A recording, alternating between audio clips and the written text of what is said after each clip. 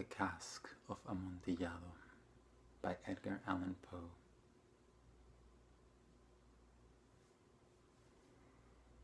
The 1,000 injuries of Fortunato I had borne as best I could, but when he ventured upon insult, I vowed revenge. You, who so well know the nature of my soul, would not suppose, however, that gave utterance to a threat. At length I would be avenged. This was a point definitely settled. But the very definitiveness with which it was resolved precluded the idea of risk. I must not only punish, but punish with impunity. A wrong is unredressed when retribution overtakes its redresser.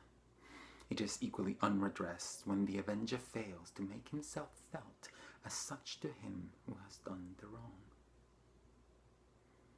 It must be understood that neither by word nor deed I had given Fortunato cause to doubt my goodwill. I continued, as was my inn, to smile in his face, and he did not perceive that my to smile now was at the thought of his immolation.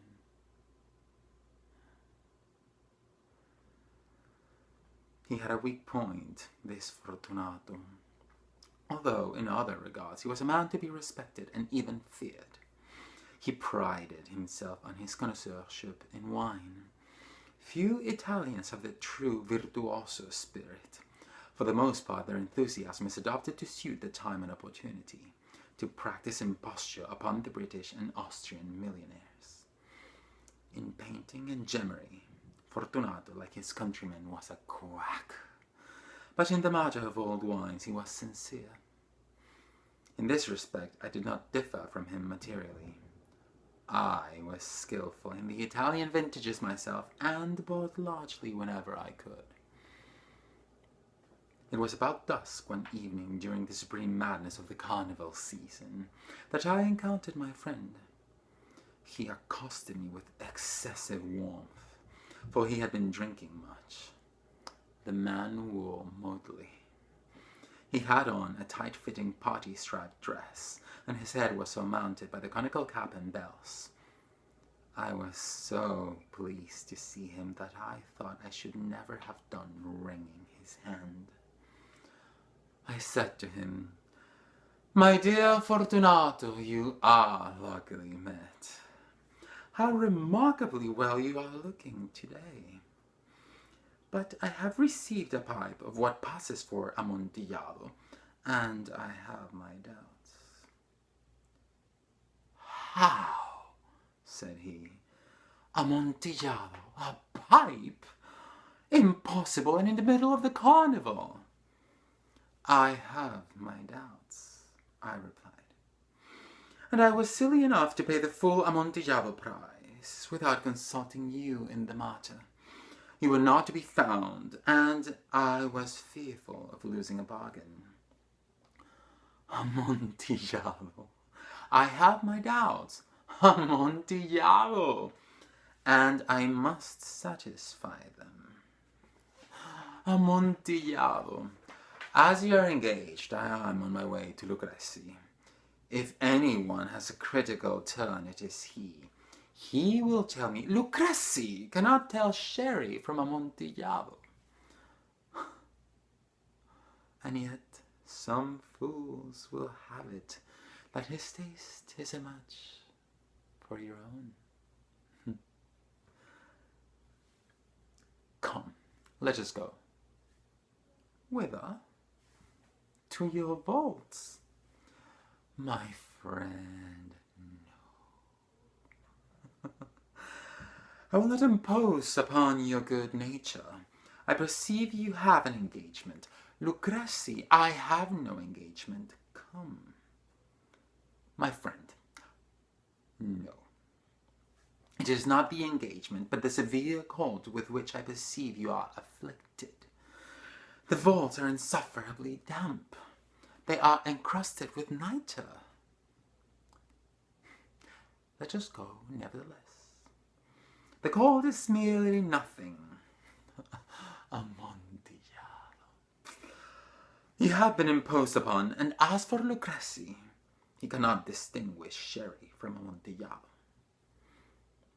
Thus speaking, Fortunato possessed himself of my arm, and putting on a mask of black silk and drawing a roquelaire closely about my person, I suffered him to hurry me to my palazzo. There were no attendants at home. They had absconded to make merry in honor of the time. I had told them that I should not return until the morning, and had given them explicit orders not to stir from the house. These orders were sufficient, I well knew, to ensure their immediate disappearance, one and all, as soon as my back was turned. I took from their sconces 2 flambeaux, and giving one to Fortunato, bowed him through several suites of rooms to the archway that led into the vaults. I passed down a long and winding staircase, requesting him to be cautious as he followed. We came at length to the foot of the descent, and stood together upon the damp ground of the catacombs of the Montresor.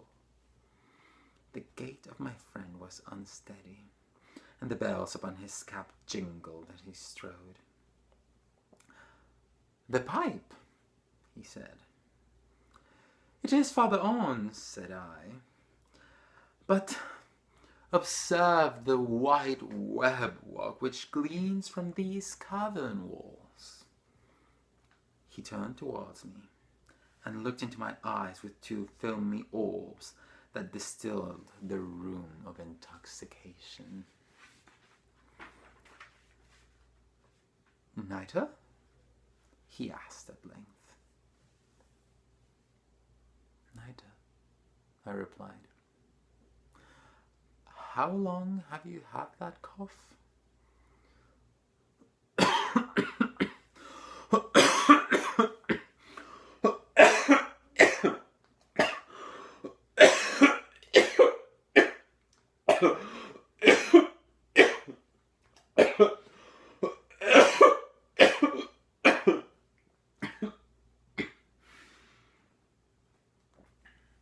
My poor friend found it impossible to reply for many minutes.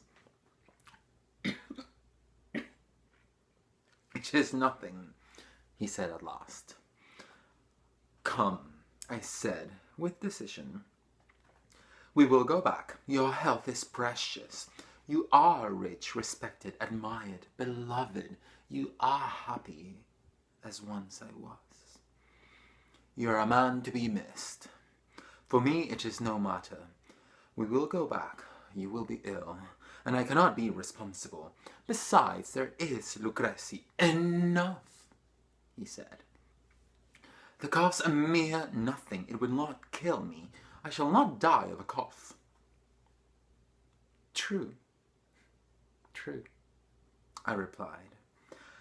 "And indeed I had no intention of alarming you unnecessarily, but you should use all proper caution. A draught of this Medoc will defend us from the damps."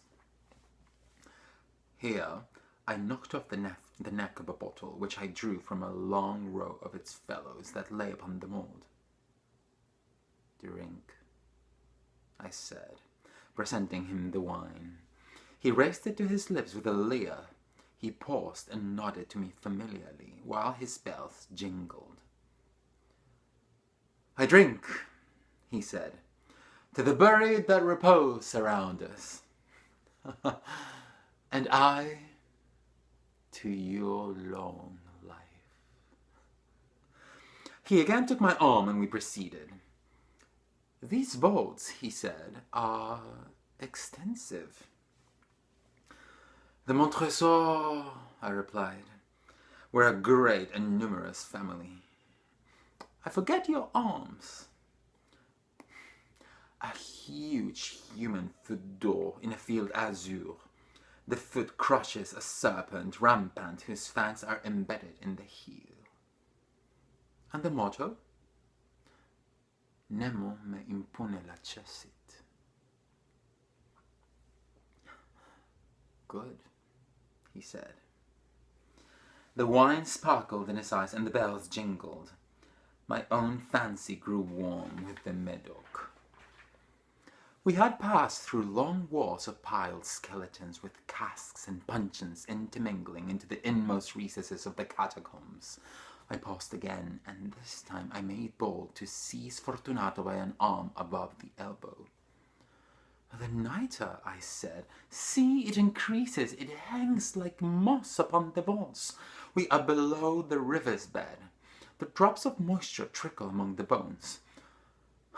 Come, we will go back ere it is too late. Your cough—" "It is nothing," he said. "Let us go on. But first, another draught of the Medoc." I broke and reached him a flagon of de Grave.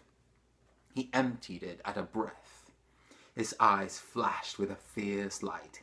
He laughed and threw the bottle upwards with a gesticulation I did not understand.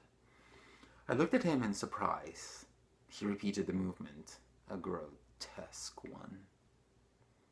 "You do not comprehend?" he said. "Not I," I replied. "Then you are not of the Brotherhood." "How?" "You are not of the Masons." Yes, I said. Yes. You. Impossible. A Mason." "A Mason," I replied. "A sign," he said. "A sign." "It is this," I answered, producing from beneath the folds of my roquelaire a trowel. "You jest," he exclaimed, recoiling a few paces. "But let us proceed to the Amontillado." "Be it so," I said, replacing the tool beneath the cloak and again offering him my arm. He leaned upon it heavily. We continued our route in search of the Amontillado. We passed through a range of low arches, descended, passed on, and descending again, arrived at a deep crypt in which the foulness of the air caused our flambeaux rather to glow than flame. At the most remote end of the crypt there appeared another less spacious. Its walls had been lined with human remains, piled to the vault overhead in the fashion of the great catacombs of Paris. 3 sides of this interior crypt were still ornamented in this manner. From the 4th side the bones had been thrown down and lay promiscuously upon the earth, forming at one point a mound of some size. With the wall thus exposed by the displacing of the bones, we perceived a still interior crypt or recess, in depth about 4 feet, in width 3, in height 6 or 7. It seemed to have been constructed for no especial use within itself, but formed merely by the interval between 2 of the colossal supports of the roofs of the catacombs, and was backed by one of their circumscribing walls of solid granite. It was in vain that Fortunato, uplifting his dull touch, endeavored to pry into the depth of the recess. Its termination the feeble light did not enable us to see. "Proceed," I said. "Herein is the Amontillado. As for Lucrezi, he is an ignoramus," interrupted my friend, as he stepped unsteadily forward, while I followed immediately at his heels. In a niche, and finding an instant he had reached the extremity of the niche, and finding his progress arrested by the rock, stood stupidly bewildered. A moment more, and I had fettered him to the granite. In its surface were 2 iron staples, distant from each other about 2 feet horizontally. From one of these depended a short chain, from the other a padlock. Throwing the links about his waist, it was but the work of a few seconds to secure it. He was too much astounded to resist. Withdrawing the key, I stepped back from the recess. "Pass your hand," I said, "over the wall. You cannot help feeling the nitre. Indeed, it is very damp. Once more, let me implore you to return. No. Then I must positively leave you.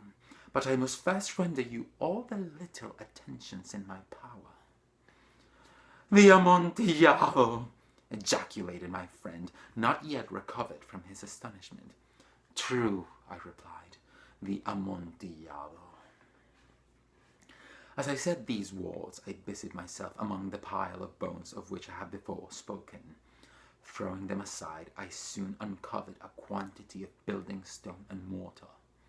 With these materials and with the aid of my trowel, I began vigorously to wall up the entrance of the niche.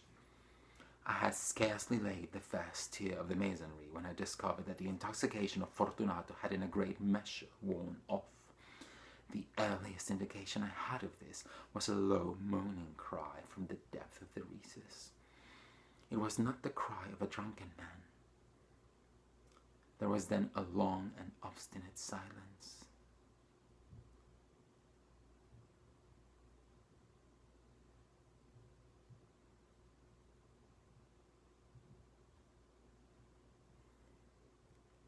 I laid the second tier, and the third, and the fourth, and then I heard the furious vibrations of the chain.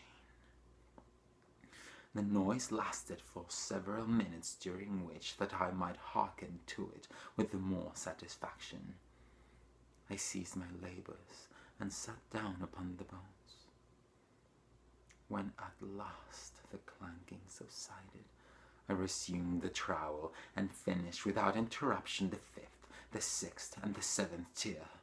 The wall was now nearly upon a level with my breast. I again paused, and holding the flambeau over the mason walk, threw a few feeble rays upon the figure within. A succession of loud and shrill screams, bursting suddenly from the throat of the chained form, seemed to thrust me violently back. For a brief moment I hesitated. I trembled. Unsheathing my rapier, I began to grope with it about the recess, but the thought of an instant reassured me. I placed my hand upon the solid fabric of the catacombs, and felt satisfied. I reapproached the wall. I replied to the yells of him who clamoured. I re-echoed, I aided, I surpassed them in volume and in strength. I did this, and the clamourer grew still. It was now midnight, and my task was drawing to a close. I had completed the 8th, the 9th, and the 10th tier. I had finished the portion of the last and the 11th. There remained but a single stone to be fitted and plastered in. I struggled with its weight. I placed it partially in its destined position, but now there came from out the niche a low laugh that erected the hairs upon my head. It was succeeded by a sad voice, which I had difficulty in recognizing as that of the noble Fortunato. The voice said, a very good joke indeed, an excellent jest. We will have many a rich laugh about it at the palazzo, over our wine. The Amontillado, I said. Yes, yes, the Amontillado. But is it not getting late? Will not they be awaiting us at the palazzo, the lady, Fortunato, and the rest? Let us be gone. Yes, I said, let us be gone. For the love of God, Montresor. Yes, I said, for the love of God. But to these words I hearkened in vain for a reply. I grew impatient. I called aloud, Fortunato! No answer. I called again, Fortunato!